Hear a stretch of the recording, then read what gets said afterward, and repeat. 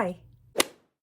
First of all, wherever you are in the world, Happy New Year, and welcome to my official bookish State of the Union for 2026. This is not at all inspired by the US government. It is, in fact, inspired by Massey Block. If you know, you know. We are going to go over all of my bookish ins and outs for 2026, bookish things that I'm leaving behind in 2025, and bookish things that I'm taking with me into 2026. I am not setting any goals because I am an Aries, which means there has never been a time where I have started a project and completed it. I also don't like the shitty feeling that I get when I set a goal for myself and I don't hit it. And the thing is, no one's calling me a failure in life because I failed a bookish goal of mine, right? It's just me. It's in my head, but I don't want to add that pressure to myself for this year. What I'm going to do instead is implement habits and systems that have worked for me through trial and error in 2025 that are going to enhance my reading experience for 2026 and make reading a more enjoyable hobby for me. I want to focus on more experiments rather than goals because at least with an experiment, even if it fails,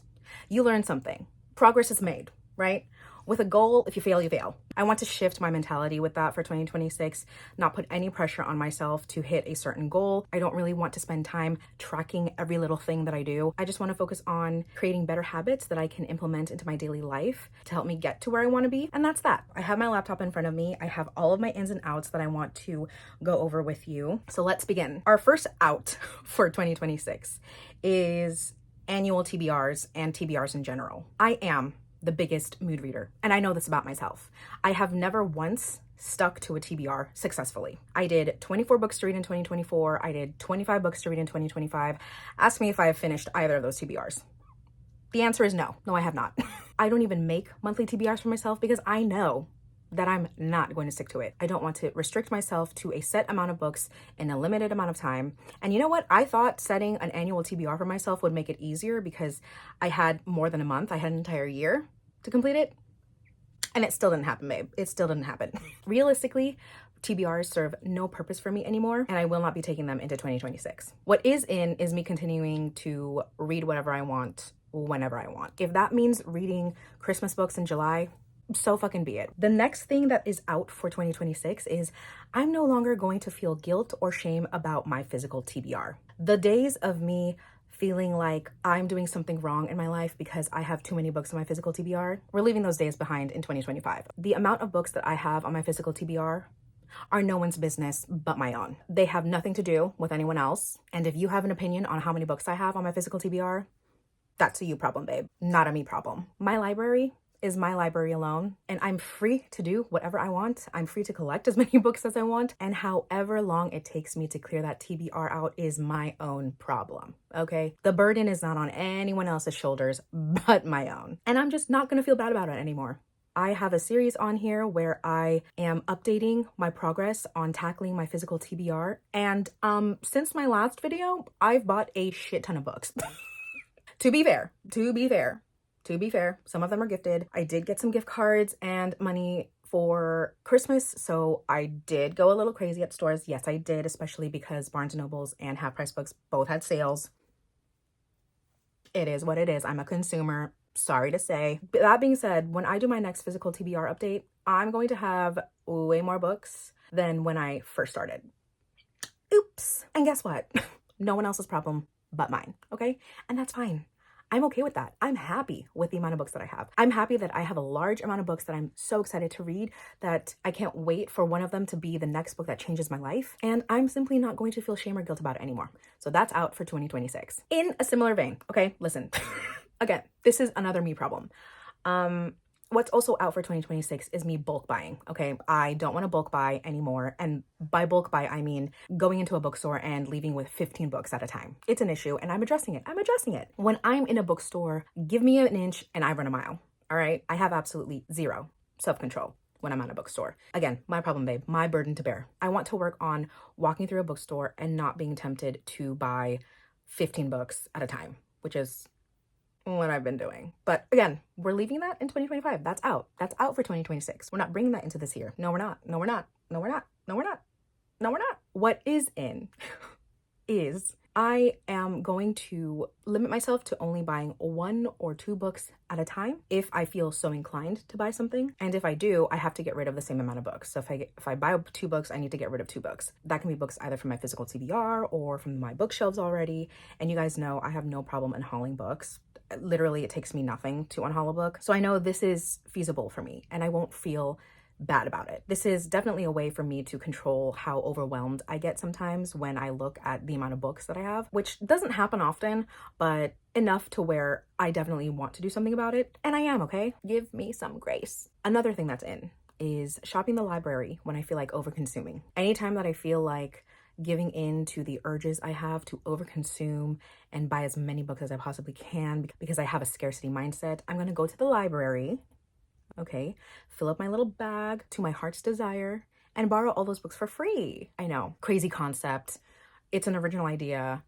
I'm copywriting it.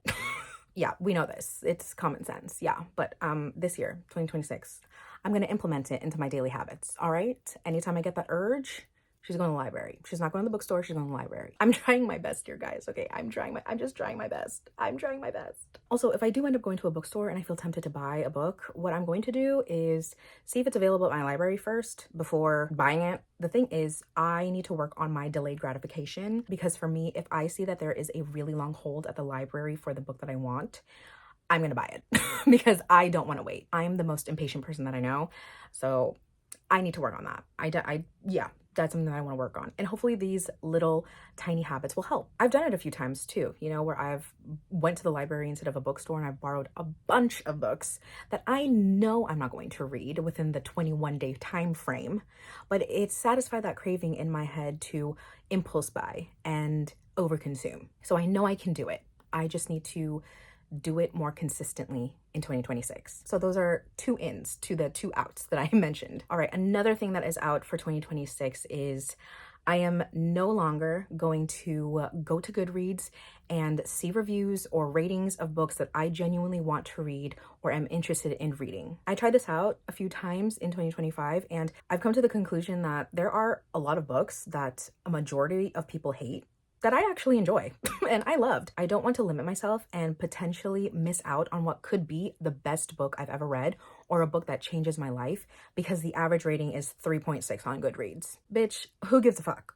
Who cares? And of course, reading is subjective. Everyone has their own opinions. Everyone has their own perspective on books. And I need to stop relying on a Goodreads rating to determine whether or not I want to read a book. If it sounds interesting to me and I have the desire to read it, then I'm gonna go for that book. Relying on Goodreads to decide what I want to read, out for 2026. Okay, this next one actually hurts me a little bit because it is something that I have loved for years. I've grown so fond of it and it has been one of my favorite creative outlets.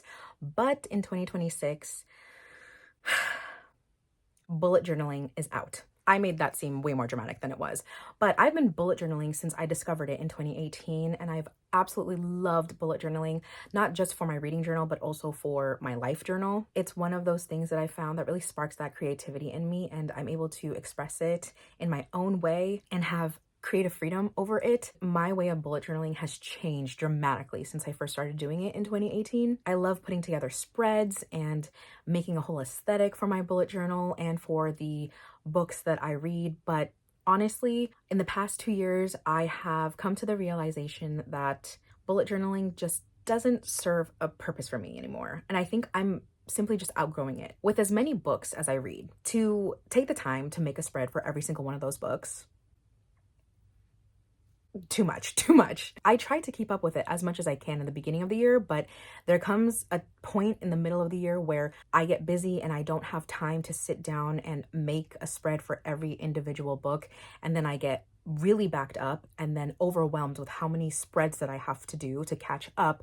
And then I end up not finishing that journal because it's just too much at that point. And it felt unrealistic for me to keep that up. So I did change my system in 2025 to be something more like blurby. I was basically just creating fun blurbs of how I felt about that book, but I wasn't really connecting with that book and really sitting down and reviewing it the way that a book journal is meant to be. If I do feel like I want to make a spread for a book that I really enjoyed or a book that made an impact on me and a book that I is meaningful, I'm going to start a media journal where I do the same thing for any books or movies or TV shows or even YouTube videos that make an impact on me. And that's where I'll let my creativity flow. What is in terms of tracking my books is something that I started in November of 2025 that I kept up with until the end of the year for every book that I read. It has truly changed my life. It is something very simple and something a lot of people already do. I started my own version of doing adult book reports. I started a new notebook, which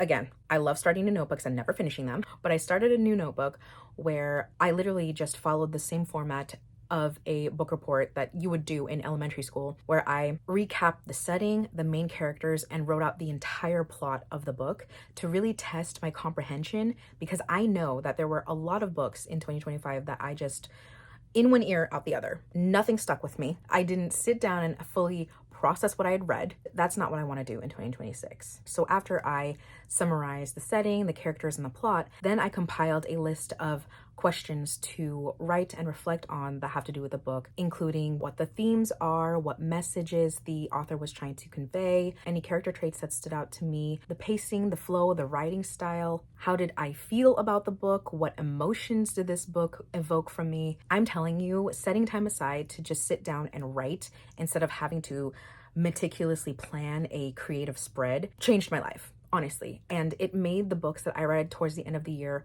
more special to me, and I felt like I remembered more and I got more out of the book because I had done that. And that is definitely something that I'm going to take into 2026. The next thing that is out for 2026 is reading more than 3 books at a time. Again, because I'm a huge mood reader, I am constantly in the middle of at least 7 to 8 books. One day I want to read a fantasy, the next day I want to read a romance. One day I want to binge a series, the next day my brain can't comprehend anything more than a short story. But with that, I know I'm not giving each book the proper attention that it deserves. And I don't want to do that in 2026. Related to that, what is that, as I said, I'm only going to be reading 3 books at a time. 1 audiobook, 1 ebook on my Kindle, and 1 physical book at a time. And all 3 will be from a different genre. So when I am in the mood for a romance, I have an audiobook. When I am in the mood for fantasy, I'll have my physical book. When I'm in the mood for lit fic, I'll have it on my e-reader. That way I still satisfy the mood reader in me, but at a more glacial pace than the pace I was doing before. But this one, we'll see how long that lasts. Truly, I'm going to try to stick to it, but I can see this one already being the first one to crack.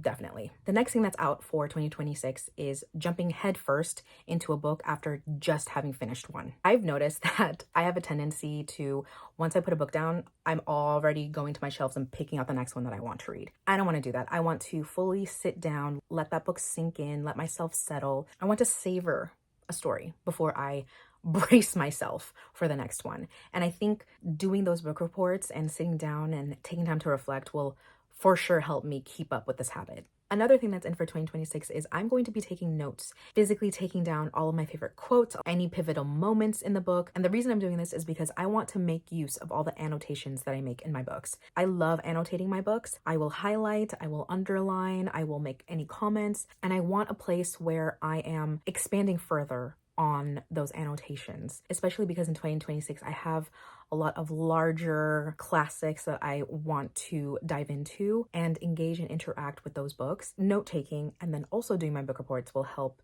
with that experience. Also, I feel like taking notes will help me remember a lot more about the book.